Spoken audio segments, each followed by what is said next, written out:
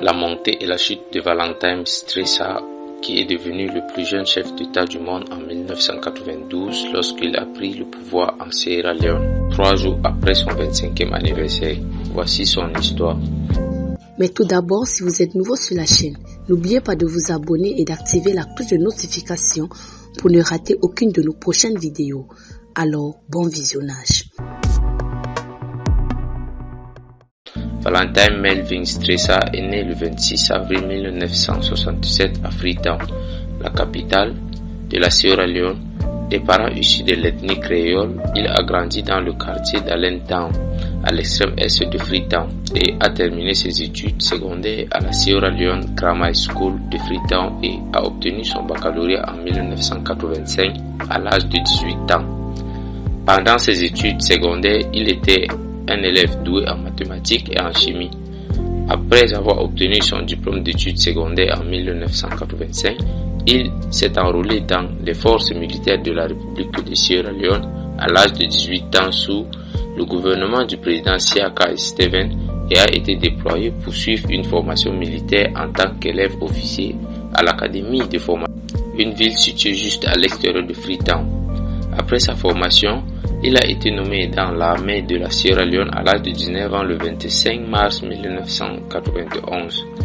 Le Front révolutionnaire uni, dirigé par Foday Sonko, a lancé sa première attaque dans les villes de Boidou, du district de Kailaon. Stresa et d'autres soldats qui se trouvaient déjà dans une caserne militaire à Kailaon ont été envoyés pour commander et mettre en déroute de la rébellion contre les Roufs.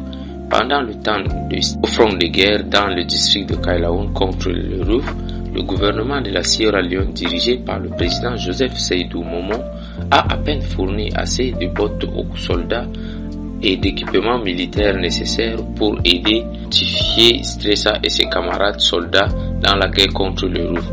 Les soldats ne recevaient jamais leur salaire à temps et leur bien-être ne figurait guère en tête des listes des priorités du gouvernement.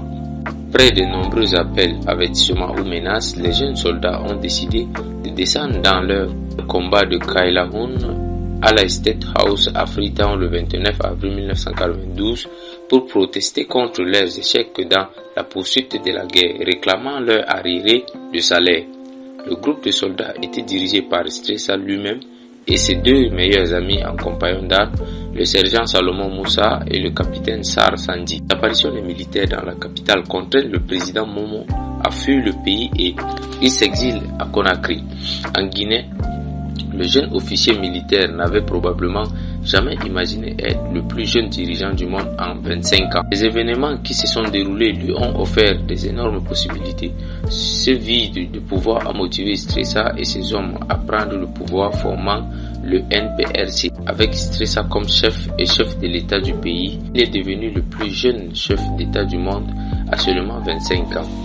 Après son arrivée au pouvoir, il a poursuivi la guerre rebelle contre le chef rebelle Foday Sonko et en a fait l'une de ses principales priorités, mais il n'a pas réussi.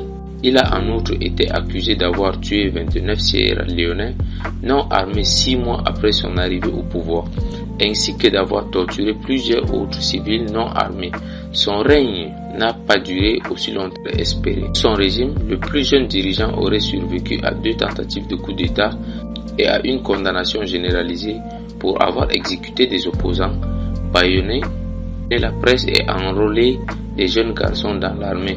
En janvier 1996, après près de 4 ans au pouvoir, Stresa a été évincé par un autre coup d'État militaire. Mais cette fois, ce sont ses propres membres du NPRC qui n'étaient pas satisfaits de sa gestion du processus de paix.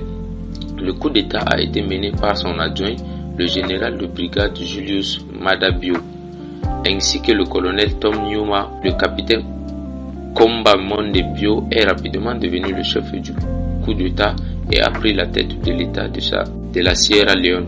Suite à son renversement, Stresa a reçu une bourse de l'ONU pour étudier le droit à l'université de Warwick en Angleterre, mais a arrêté ses études après 18 mois en l'an 2000. La demande d'asile de Stresa en Angleterre a été rejetée. Il est ensuite parti pour la Gambie. Pour se voir refuser l'entrée, il est finalement retourné en Sierra Leone où il a vécu dans la pauvreté avec une petite pension et a travaillé en fournissant des compétences informatiques aux jeunes.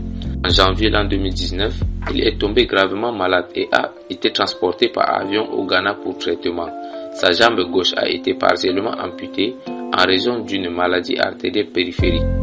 Après avoir subi une rééducation, il est retourné en Sierra Leone en juillet 2001 et a reçu un appartement du président Amadou Makalo Koïta, membre de l'opposition All People's Congress, a allégué plus tard que le gouvernement maintenait Stressa en résidence surveillée.